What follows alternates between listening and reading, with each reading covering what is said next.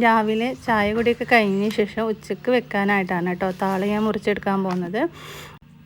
Violet കളറുള്ള ഒരു തണ്ട് കൂടിയിട്ടുള്ള താളാണ് എടുക്കുക. പിന്നെ മറ്റേതും എടുത്തിട്ടുണ്ട് കേട്ടോ.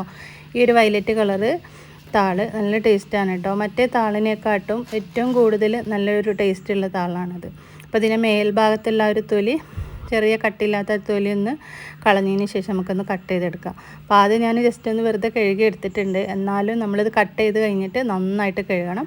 പിന്നെ അതിൻ്റെ തളിരില അതും കൂടി എടുത്തിട്ടുണ്ട്. രണ്ടും കൂടി വെക്കുമ്പോഴാണ് കേട്ടോ താള് കറിക്ക് നല്ല ടേസ്റ്റ് ഉണ്ടാവുക. തണ്ട് മാത്രമായിട്ട് വെക്കുമ്പോൾ അത്രയ്ക്ക് അങ്ങോട്ട് വലിയൊരു ടേസ്റ്റൊന്നും ഉണ്ടാവില്ല. താളിൻ്റെ ചെറിയ ഇളയ ഇലയും കൂടിയും കൂട്ടിയിട്ട് വെക്കുമ്പോഴാണ് രസം ഉണ്ടാവുക. എല്ലാം ഞാനിതിവിടെ കട്ട് ചെയ്ത് എടുത്തിട്ടുണ്ട്. ഇനി നമുക്കിത് കുക്കറിൽ വേവിച്ചെടുക്കുകയാണ്. ഞാൻ സാധാരണ കുക്കറിലാണ് വേവിച്ചെടുക്കാറുള്ളത്. ഇന്നിപ്പോൾ ഞാൻ ഈ ഒരു ഉരുളിയിലാണ് വെക്കുന്നത്. കുക്കറിൽ വേവിച്ചെടുക്കുമ്പോൾ ഒരുപാട് വെള്ളമാവും. എത്ര വെള്ളം ഒഴിച്ചിട്ടില്ലെങ്കിലും വെള്ളം ഉണ്ടാവും. നന്നായിട്ട് കഴുകി എടുത്തിട്ട് പാത്രത്തിലേക്ക് മാറ്റി ഒരു അര ഗ്ലാസ് മാത്രം വെള്ളം ഒഴിച്ച് കൊടുക്കുന്നുണ്ട്. എന്നിട്ട് മൂടി വെക്കാം. കുറച്ച് കഴിയുമ്പോൾ അങ്ങോട്ട് താളിപ്പോവും, താളല്ലേ. എന്നിട്ട് നന്നായിട്ട് തിളച്ച് വരുന്ന സമയത്ത് നമുക്കിനി ഇതിലേക്ക് മഞ്ഞൾപ്പൊടി ചേർത്ത് കൊടുക്കണം. മഞ്ഞൾപ്പൊടി ഇട്ട് കൊടുത്തതിന് ശേഷം ഈ താളിൽ നല്ലൊരു എരിവൊക്കെ പിടിക്കണമെന്നുണ്ടെങ്കിൽ ആദ്യം തന്നെ നമ്മൾ കാന്താരിമുളക് ചതച്ചിട്ട് ചേർത്ത് കൊടുക്കണം. എന്നാലാണ് ആ ഇലയിലും തണ്ടിലൊക്കെ നന്നായിട്ട് എരിവ് പിടിക്കുകയുള്ളൂ. വാളംപുളി പിഴിഞ്ഞത് ഞാൻ ഒഴിച്ച് കൊടുത്തിട്ടുണ്ട്. ആ കാന്താരി ചതച്ചെടുത്തതും കൂടി ചേർത്ത് കൊടുത്തിട്ടുണ്ട്.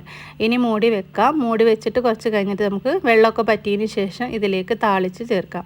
ഈ സമയത്ത് ഉപ്പ് കൂടി ഇട്ട് കൊടുത്തിട്ടുണ്ട്. കുറച്ചും കൂടി വെള്ളമുണ്ട് കേട്ടോ. നമ്മൾ അര ഗ്ലാസ് വെള്ളം ഒഴിച്ചിട്ടുള്ളൂ, എന്നാൽ തന്നെ നല്ല വെള്ളമുണ്ട്.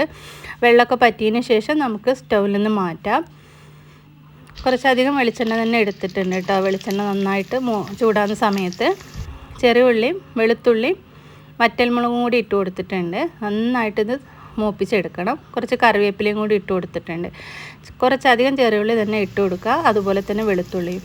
ഈ ഒരു താളിപ്പ് ഇതിലേക്ക് ഒഴിച്ച് കൊടുത്തതിന് ശേഷം വേഗം തന്നെ ഇത് അടച്ച് വയ്ക്കുക. ആ ഒരു മണമൊക്കെ അതിൽ തന്നെ കിടന്നോട്ടെ, പുറത്തേക്ക് പോകാതെ നല്ലൊരു മണം ഉണ്ടാവും. പിന്നീട് നമ്മളൊരു 5 മിനിറ്റ് കഴിഞ്ഞിട്ട് മൂടി തുറക്കുന്ന സമയത്ത് അങ്ങനെ നമ്മുടെ താളുകറി ഇവിടെ റെഡി ആയിട്ടുണ്ട് കേട്ടോ. എല്ലാവരും ഇതുപോലെ ഒന്ന് ട്രൈ ചെയ്ത് നോക്കണേ. കഴിഞ്ഞ പ്രാവശ്യത്തെ നമ്മളെ വീഡിയോയിൽ ഒരുപാട് കമൻറ്റ്സ് വന്നിട്ടുണ്ടായിരുന്നു.